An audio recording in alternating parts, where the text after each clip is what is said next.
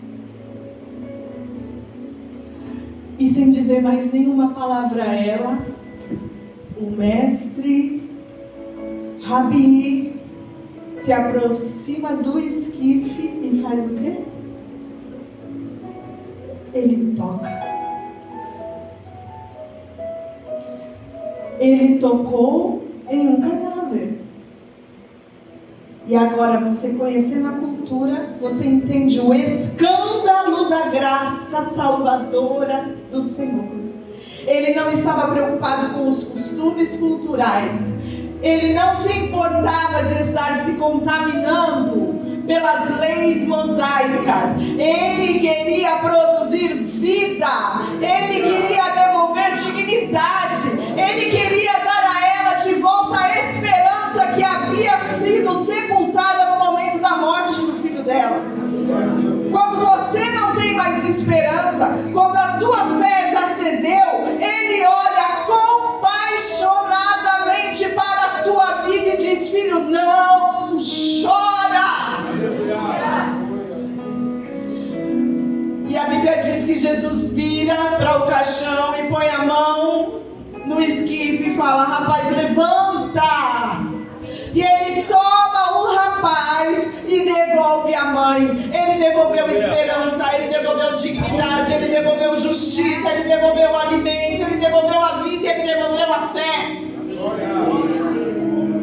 É esse Jesus que você serve. É esse Jesus que você serve. O Deus grande e poderoso, o Filho de Cristo, o Filho de Deus, Cristo Jesus, que vai a Cafarnaum, famosa comercial, mas vai a Naim, pequena e insignificante, que visita o militar, centurião poderoso e respeitado, e a viúva que será colocada de lado pela sociedade. Deus não está preocupado com a sua posição social, com a casa que você tem, com o tamanho da oferta que você pode dar, com os ritos religiosos que você tem feito todos os domingos. Ele está preocupado com a sinceridade daquilo que você tem entregue, ainda que seja para chorar. Mas Ele está olhando o íntimo da tua alma na sinceridade. Uma viúva, eu aprendo que apesar da minha limitação humana diante das coisas que para mim são impossíveis, o meu Jesus me devolve a esperança. E por fim, nós já falamos de fé, já recebemos de volta a esperança sepultada, e agora nós vamos falar de amor. O mesmo Jesus que não se importou se ele iria entrar na casa de um romano e considerar-se impuro. O mesmo Jesus que não teve problema nenhum em tocar no esquife, apesar de judeus considerarem aquilo um ato de contaminação para a sua vida. O mesmo Jesus que não importa quem seja, se ele foi convidado a entrar, ele entrará. O mesmo Jesus que foi convidado pelo centurião, agora, diante de toda aquela multidão falando e contando e multiplicando, ele está curando. O filho da viúva ressuscitou, o servo do centurião estava quase morrendo, agora está curado, e aquilo está correndo. E aí no meio desse texto, que eu não vou entrar nisso agora, você pode ler que João Batista lá preso está recebendo notícia e sendo alimentado de quem é esse Jesus. E João Batista tem uma crise ali de dúvida, porque é comum a nós, como seres humanos. E Jesus manda para os discípulos dele algumas mensagens que o confortarão, o consolarão e o reforçarão na sua fé. No meio de tudo isso, aquele homem conhecido, um fariseu, um líder religioso, ele convida Jesus para jantar na sua casa. Jesus foi convidado pelo centurião, e agora ele é convidado pelo fariseu. E aí você mesmo vai fazer as reflexões da diferença desse convite. E Jesus vai. Eu vou dar um pouquinho mais do panorama histórico, se você pesquisar como é que eram as construções naquela época. O fariseu não é um homem pobre, ele é um homem de certa posição social, então ele tem uma casa grande. A casa é construída em U. Consegue entender comigo? Eu sou sinestésica, tá? Então, para eu entender, ou eu pego ou eu visualizo. Então, eu devolvo para vocês. A casa do rico, ela é construída em U. No meio, tem um pátio, jardins. Nesse pátio, que é aberto, não tem muros, tem uma mesa. Mas não é a minha mesa que eu sento e apoio. A mesa do judeu é baixa. Baixinha. Baixinha, talvez isso aqui, só para parar as coisas. Como é que senta nessa mesa? Almofadas grandes em volta. Só que a tua perna não cabe embaixo da mesa. Então você tem que se jogar na almofada, com os pés para trás e reclinar. Algumas traduções vão dizer, e entrou Jesus na casa de Simão e se reclinou à mesa. A Ara vai dizer que ele tomou lugar à mesa. E eu observo isso, que Jesus chega e ele já vai para a mesa. E tem um detalhezinho aí que você vai entender, embutido sobre a cultura. O fato é que, por essa casa ser dessa forma e o jantar importante acontecer ali naquele pátio, tem uma razão. Convidados importantes eram recebidos ali, porque era livre o acesso ao espaço, não à mesa. A mesa era para o convidado, mas a multidão podia se aproximar e ver o que estava acontecendo. A multidão não podia sentar à mesa e nem participar do debate, mas podia ouvir. E onde Jesus ia tinha multidão. E a multidão foi, era comum, para eles era comum. Era uma forma de mostrar, olha como eu sou importante, olha quem eu estou recebendo. E Jesus naquele momento era conhecido. Então o fariseu quis receber Jesus. E aí eu queria chamar a sua atenção. Você tem chamado Jesus para a sua vida. Jesus chega na tua casa. Porque se você convida, ele vai. Mas como é que você recebe Jesus? Como esse fariseu recebeu Jesus? Como o centurião que falou, Senhor, eu não sou digno de te receber dentro da minha casa. Não vai. Não vai. Quem sou eu? Eu não sou digno nem de ir à tua presença. Quem dirá te receber? Esse foi o centurião. Mas e o fariseu? O fariseu recebe Jesus e põe Jesus à mesa. E a multidão está ali. Acontece que uma mulher pecadora ouviu falar que Jesus estava ali. E ela sabia que apesar de ser um espaço onde as pessoas podiam chegar, ainda assim ela continuava impura. E ela não seria bem recebida se ela chegasse. Mas ela foi. Eu quero ver Jesus. Essa mulher já conhecia Jesus de ouvir falar. E apesar de ser uma pecadora, excluída da sociedade, ela entendia que aquele homem era o único que podia purificá-la da mancha do pecado em que ela vivia. E ela falou, o que eu tenho para oferecer? Eu não tenho nada, eu sou uma pecadora, eu não tenho bens, eu não tenho nome, eu não tenho honra, eu não tenho valor. Mas eu tenho um vaso de alabastro com um unguento. E é isso que eu vou levar para adorar. O vaso de alabastro era um vaso de um mármore cristalizado, caro, bem trabalhado, com gargalo fino. O unguento que ela tinha era um unguento caro, não era só um azeite, era um unguento caro. Em outras passagens vai dizer que era um nardo puro. Uma vez colocado dentro do vaso de alabastro, esse vaso era selado. E para abrir, tinha que quebrar. Quebrou, não serve mais, tem que usar tudo. E ela leva. Para que servia esse nardo? Era a garantia de sustento dela. Ali tinha o valor equivalente a um ano de salário. Se algo acontecesse, ela vendia e ela tinha como se autossustentar. Era tudo que ela tinha de valor e ela resolveu levar para adorar.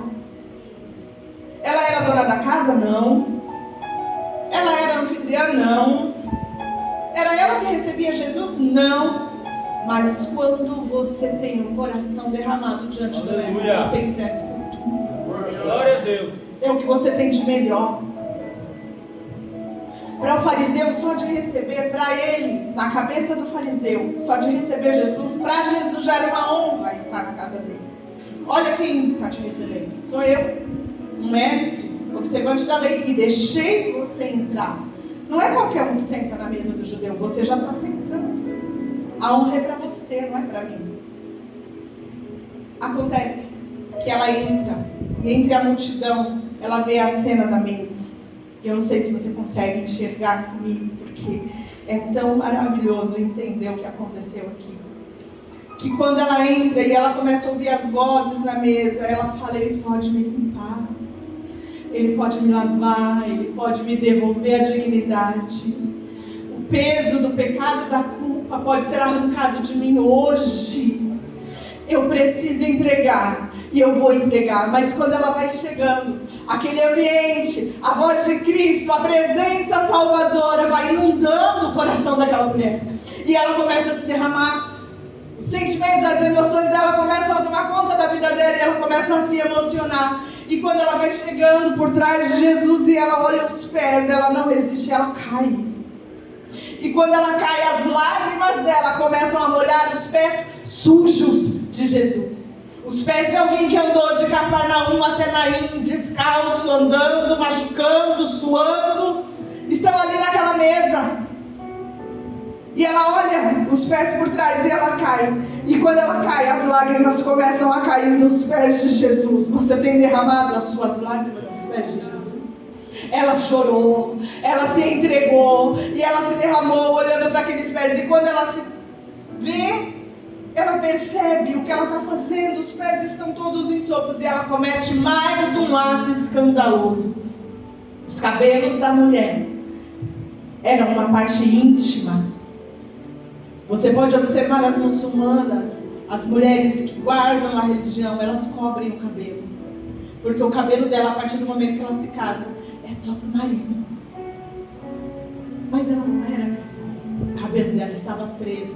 Mas a Bíblia diz que quando ela olha para os pés do mestre, e ela está ali, tomada de emoção, ela solta os cabelos, sem se importar com a exposição da vida dela, da pessoa dela, e ela começa a enxugar os pés do mestre. E o azeite que ela levou, que era para entregar, ela derrama e unge os pés do mestre. E ela chora, enxuga, beija e unge. E se você não entendeu, eu vou te explicar o que está acontecendo ali. Quando um anfitrião recebe alguém, no costume judeu, guardado desde lá de Gênesis, que se você observar, Gênesis 18, quando Abraão recebe um anjo do Senhor, ele corre e prepara uma vasilha para lavar os pés do anjo, porque o cerimonial do lava-pés quer dizer: eu te recebo na minha casa e eu te honro, eu lavo os teus pés, eu ponho um servo para lavar, ou o próprio anfitrião lava os pés do mestre, porque é um jeito dele dizer: eu te recebo. Era a maior das regras do amor ao próximo, receber com hospitalidade. E o que o fariseu ofereceu? Nada. Mas ela lavou os pés do Senhor com as lágrimas dela. Aleluia! Ela honrou, não foi com água, e água era recurso caro naquela região desértica, mas ela honrou com lágrimas. E ao honrar com lágrimas, ela pega e beija os pés do mestre. Quando o anfitrião recebe alguém, em sinal de reverência, ele beija a mão. Em sinal de carinho, ele dá 2 beijos no rosto. O que é que o fariseu fez? Nada. Mas ela beijou a parte mais desprezada para o judeu, que é os pés sujos, machucados, sangrando. Ela beijou em sinal de reverência. Quando alguém é recebido na casa de um judeu, uma gotinha de azeite é pingada na cabeça dele, que quer dizer para ele: na minha casa eu te recebo como rei, eu te honro. E maior reverência é pingar o azeite nos pés do convidado. Ela não pingou azeite, ela pingou um unguento mais caro que ela tinha.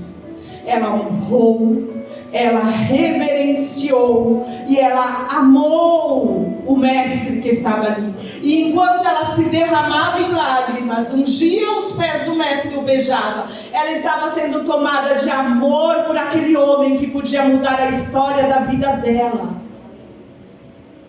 O encontro dela com Cristo foi um encontro de amor, entrega e gratidão. Aquele era o único que poderia tirar ela do estado dela de vergonha. E Simão, olhando para aquilo, ele pensa, ele não é profeta, ele não está se dando conta que essa mulher é uma pecadora. E aí você já tem o contexto para entender que o que Simão está dizendo, ele está sendo contaminado por essa mulher e ele não está percebendo.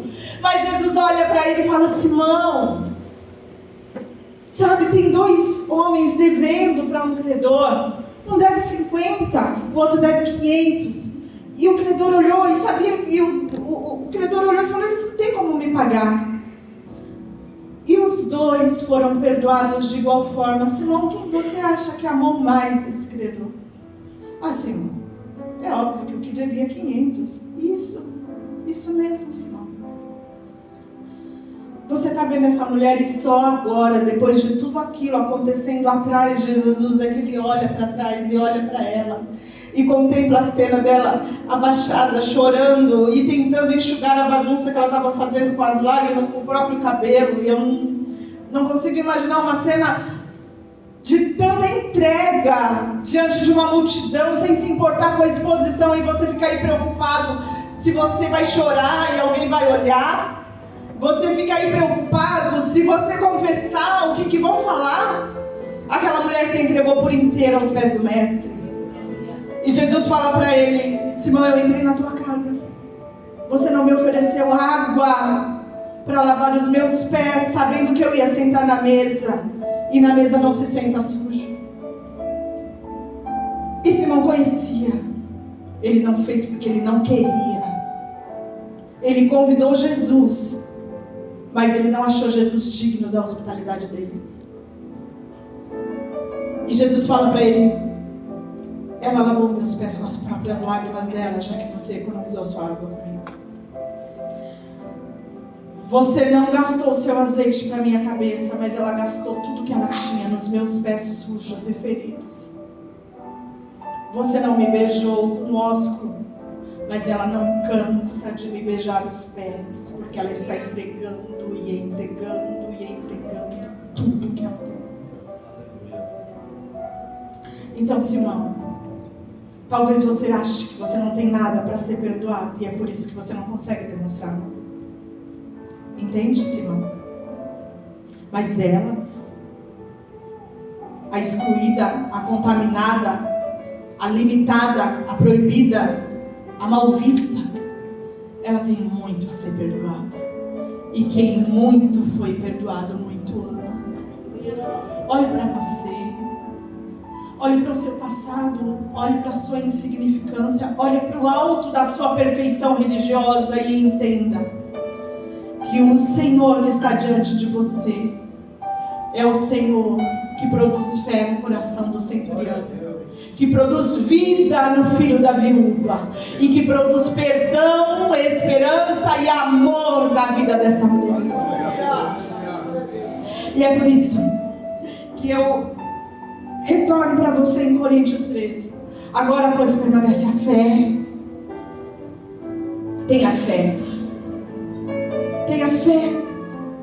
Agora, pois, permanece a esperança. A esperança. A Bíblia diz que há esperança para a árvore cortada. Ao cheiro das águas brotará. Você está vendo algo limitado. Você está vendo algo cortado. Você está vendo algo que não há mais o que se fazer. E não é em mim, não é na religião, é em Jesus. É esse mesmo Jesus. Mas o amor é produzido para aquele que tem fé. E quem tem fé tem esperança. E a esperança é o alimento do amor que nos une ao nosso mestre, aquele que nos perdoou, aquele que nos amou, aquele que não nos julgou, aquele que nos aceitou e que nos abraçou. E a palavra de Jesus para a vida dela é: vá em paz, vá em paz, a tua fé te salvou. Que você possa alcançar o coração de gratidão dessa mulher que amou por inteiro seu mestre. Que você possa ser impactado e confrontado com a esperança que gera de Cristo para a sua vida.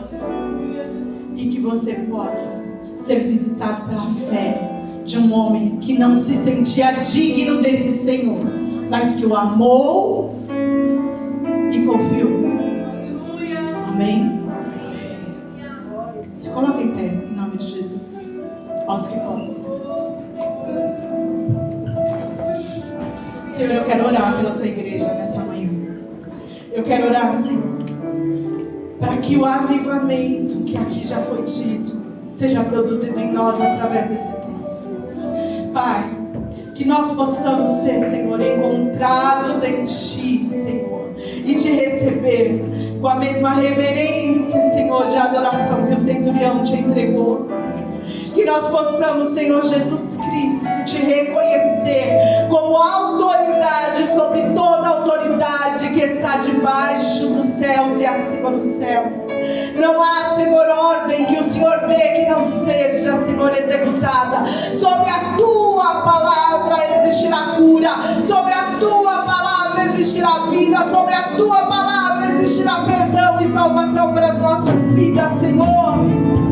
Eu oro, Senhor, para que mais mulheres como a viúva de Naim Te encontrem, que a caminhada delas, Senhor, tenha esperança, que homens que estão desistindo, que estão limitados pelas forças das circunstâncias, sejam encontrados pela vida produzida e pela esperança produzida na mensagem de Cristo.